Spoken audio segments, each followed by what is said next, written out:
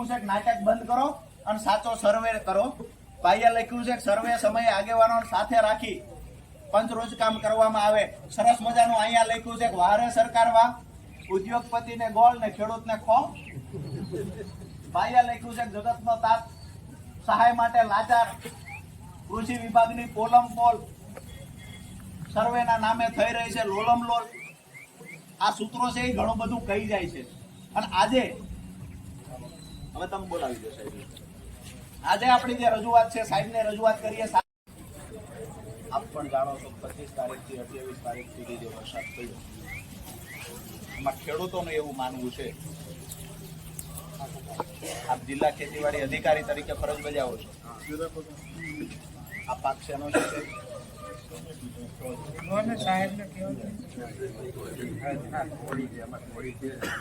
એટલે તમને ખબર છે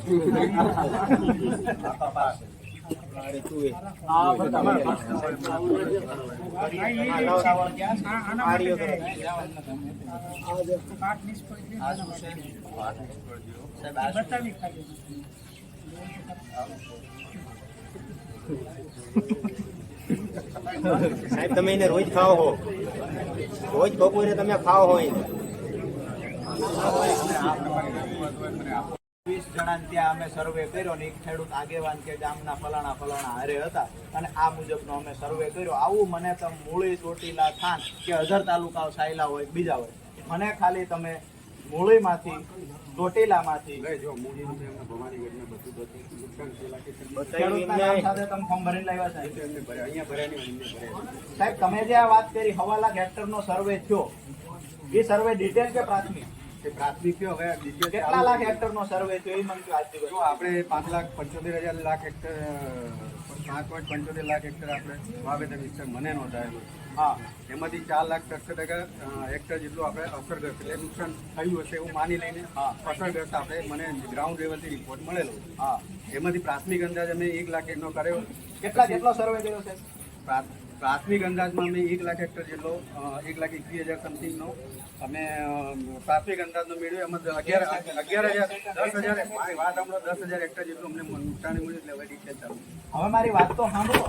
1.25 લાખ હેક્ટર જમીનમાં તમે ક્યારે સર્વે કર્યો એ તો મને કહો. અમારા એક પણ ગામના તમે નામ તો આપો કે આ ગામમાં 10 ખેડૂતને ન્યાય ગયા હું છે. તમને અત્યારે મારા મોઢે ના હોય ને બધા ગામ અરે મને લખેલું બતાવો, ઓફિસમાં સર્વે હું પોતે ગયેલો છું, મેં તમને કીધેલું. અરે પણ તમે લખીને બતાવો. તમારી જે નહીં, તમે એ ઉલ્લુ બનાવવાની વાતો કરશો. તમે શું અહીંયા કાયદો તાળીઓ પાડવા આવ્યા છીએ? આ વાત નહીં કરવાની સાહેબ. તમને ખેડૂત રજૂઆત જિલ્લા ખેતીવાડી અધિકારી તરીકે કરવા આવ્યા છે. તમે રાજકીય આંખો બની જવાબ ન આપશો સાહેબ. તમે મને તમે એવી વાત કરો. નહીં, તમે ડિટેલ આપી. 1.25 લાખ હેક્ટર જમીનમાં સર્વે થયો. 5 ખેડૂતના નામ આપો જિલ્લામાં કે આ 5 ખેડૂતને ત્યાં મૂળ તાલુકામાં મેં ગયા છે. માત્ર વાહિયાત વાતો છે. ખેડૂતોને ઉલ્લુ બનાવવાની વાતો કરો સાહેબ. શરમ નથી આવતી તમને? અહીંયા રજૂઆત આપવી હોય મને. મારી રજૂઆત થશે સાહેબ, મૌખિક થશે, લેખિત થશે. બાકી તમે ખોટા આંકડાઓ આપીને ખેડૂતને સહાયથી વંચિત રાખવાના કામ ના કરાવશો મહેરબાની કરીને. અમે તમને અરજીઓ આજે આપીએ છીએ. તમારો તમે કેવી રીતે જાણ કરો છો કે આજે અમે આ ફલાણા ગામમાં આવવાના છીએ? અત્યારે બી કહું છું, જો ગ્રામ છે કે એને શેડ્યુલ નક્કી કર્યો છે. તમને કોઈને ફોન આવ્યો છે કે અમે 1,000 જેટલા ખેડૂતો છે, બધા ખોટું બોલે છે.